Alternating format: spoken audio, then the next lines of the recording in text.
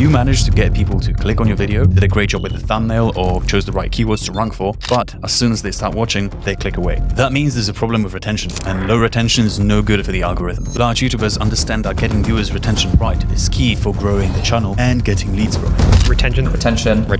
Audience retention.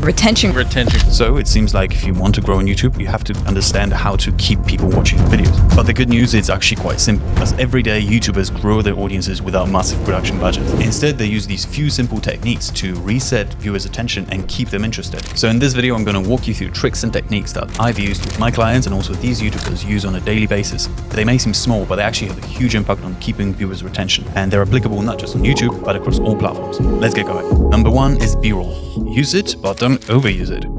This is A-roll. I'm talking directly to the camera, giving you an insight as an audience to whatever the niche I'm specialized in. And it's important to keep my face on the screen for some time so you get familiar with it and my brand awareness grows. But you can only get so much of it before you get bored. That's why you need those supplementary clips to kind of represent what I'm talking about. So if I'm talking about the microphone, I'll have a B-roll shot of this microphone. But let's be realistic. Sometimes we don't have time to do this, or we don't have an equipment with us, or we just need to publish the video as soon as possible, ride the wave of the trend. So in these cases, you want to use stock footage B-roll. This is where using B-roll can actually backfire on the front of keeping viewers' attention. If your audience sees a piece of footage that they see literally on every other video in this genre, their attention drops. That's why it's very important to have multiple sources where you can get that B-roll from. The websites I've used for years and can recommend are Envato Elements, great variety, affordable, offers a huge selection of other digital assets such as graphics, templates, plugins, etc. But Surge UX design, not so great. Motion Array, good quality footage, good range of assets, decent price. ArtGrid cinema quality footage, easily the best out of the bunch. Not many other digital assets though, and quite pricey. But there are also free alternatives that you can use to enhance your videos, and I'll list them down below. Now on to the next one. Sound design.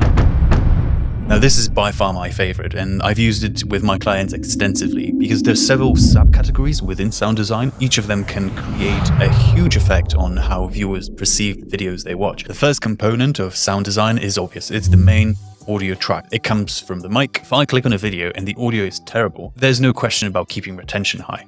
I stop watching it right this second because audio is 50% of the viewer's experience. There are cases, however, when you upload your footage to the computer and you listen to the audio, even though you use the mic, it just sounds off. Maybe echo, reverb, there's some noise in the background. There are a few ways to fix that audio. That's just topic for another video. Let's move on to things that can actually spice up your videos. Choosing the right music is crucial to make sure that your viewers keep watching your videos and watch it throughout. So what we like to do when working with clients at my agency, we often include several music tracks in one video. If you see that the content you're talking about is a little bit slow, change the tempo of the music. But in my opinion, there's nothing more powerful to keep viewers' retention and improve your video content than the use of sound effects. You see what I did there? Sound effects are a perfect way to reset people's attention. There are many types of sound effects and each of them play a different role. There are rises, drops, drums, brums, whooshes, and foley. The right selection and skillful use of these effects can really have huge impact on how engaged your viewers are. Similarly to stock footage, you can source your sound effects from platforms such as Artlist, Motion Array, Envato Elements, Academic Sound. I personally use Audio. I've got a lifetime subscription. You can source your sound effects and music from one platform. You can filter by mood, genre, instrument, video theme, build, etc. Let's move on to the next one, which is making sure that your YouTube video is uploaded with the right audio levels. There's a specific value that you want to aim for. It's -14 lavs. And if you click on the stats for nerds on any video, you can kind of preview the loudness level of each video. You want to aim for around -6 to 0 dB. Now, the next step to make sure that your viewers keep watching your videos is the use of camera angles and zooms. Now, I'm not expecting that everyone has 2 cameras set up like this one or a third one, but it's always good to have that in mind when creating a video. It doesn't just keep your viewers engaged, but it allows you to smooth your editing process later on. Now, if you don't have 2 cameras running, the best way of faking it is basically basically cropping in. You use this trick on YouTube throughout your videos and it just resets their attention every few seconds. Another bonus to this chapter would be using Ken Burns effect, which is slow zoom in. You can apply that effect not just to A-roll, but also to B-roll. In fact, I would recommend never to use static B-roll. You can simply scale it in. And you can combine this effect with the sound effects.